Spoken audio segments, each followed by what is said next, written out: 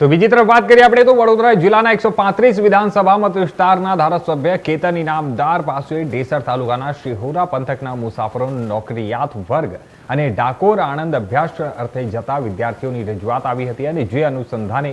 નિયામક એસટી વિભાગને પત્ર લખી ડાકોર આણંદ તરફથી આવતી એસટી બસો સામે પાર રાણિયા ગામથી લંબાવી અને શિહોરા સુધી લંબાવવા રજૂઆત કરાઈ હતી। જ્યારે સાવલી એસટી ડેપોથી વહેલી સવારે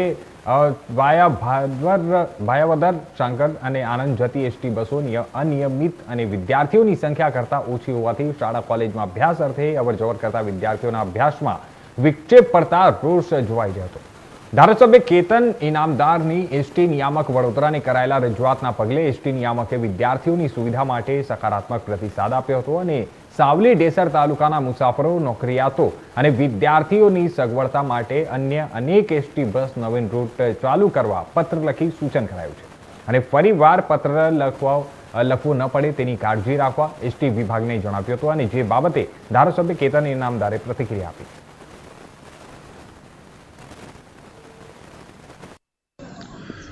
સાવલી ડેસરની અંદર તમામ એસટીના રૂટ, નવા એસટીના રૂટ બનાવવા ચાલુ કરવા માટેની મેં ડીસીને ડાયરેક્ટ પત્ર દ્વારા ભલામણ કરી છે। માન્ય નાયબ મુખ્યમંત્રી હર્ષભાઈ સંઘવી જોડે પણ મૌખિક વાત થઈ, એમને તરત જ સૂચના પણ આપી દીધી છે કે જે પણ રૂટ નવા ચાલુ કરવાના થાય નવા અને જે રૂટને નિયમિત કરવાના થાય નિયમિત બધા જ કરવાના। શિહોરા જે રાણિયા ગામથી શિહોરા સુધી લંબાવવામાં આવે તો શિહોરાના અમારા ઘણા મુસાફરો જે રાણિયા શિહોરાના પુલનો અત્યાર સુધીને બસના લાભ જ નથી મળ્યો, બસનો લાભ જે મળવો જોઈએ એ તાત્કાલિક ધોરણ ચાલુ કરવા માટે મેં નડિયાદ ડીસી સાથે વાત કરી છે। બરોડા ડીસીને પણ સાવલી સાકરદામાં આપ જોઈ શકો છો કે આણંદમાં ભણતા વિદ્યાર્થીઓ ખૂબ મોટી સંખ્યામાં હોય અને રૂટ ઓછા પડતા હોય, એની જગ્યાએ સંખ્યાઓ વધુ હોય એટલે એ લોકોને ખૂબ મોટી તકલીફ પડે છે અને વિદ્યાર્થીઓ સાચા છે। જ્યારે એમને આ વાતને માં એ લોકોએ જ્યારે પણ વાત મૂકી છે એ 100% સાચા હોય છે। જ્યાં એમને અગવડ પડે ત્યારે આપણને બતાવે છે અને જ્યારે પણ એમને તકલીફ હોય છે ત્યારે આપણે ડીસીનું ધ્યાન દોરીએ છીએ। પણ આ વખતે હું ચોક્કસ એમને એવું કહું છું કે ભાઈ ડીસીને પણ કહું છું કે ભાઈ તમામ રૂટો પર તમારું નિયમિત તમારું ઇન્સ્પેક્શન હોવું જોઈએ, રૂટ નિયમિત હોવા જોઈએ, વિદ્યાર્થીઓને સમયસર સ્કૂલે પહોંચાડતો રૂટ અને સ્કૂલેથી ઘરે પાછો લાવતો રૂટ, ખાસ કરીને બસોનો ઉપયોગ વિદ્યાર્થીઓ જ કરતા હોય છે। એવી રીતે અમારા ગોપરી અમારા કાલોલ ડેપોથી જે જેસર ગોપરીની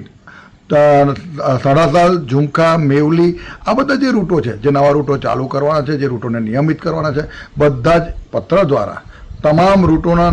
એકદમ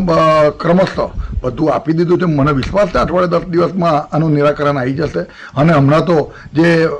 એસટી ડ્રાઈવર અને કંડક્ટરની પણ વાત હતી, એમાં સરકારે તાત્કાલિક ધોરણે એસટી ડ્રાઈવરને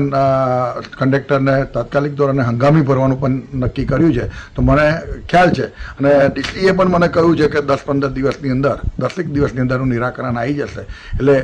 આ ચોક્કસ ખૂબ તકલીફ પડતો વિષય છે। માન્ય નાયબ મુખ્યમંત્રીએ પણ એને ગંભીરતાથી લીધો છે અને હું પણ કહું છું કે વિદ્યાર્થીઓને કે મુસાફરોને કોઈ પણ તકલીફ ના પડવી જોઈએ અને તમામ રૂટ જે અનિયમિત છે એને નિયમિત થાય અને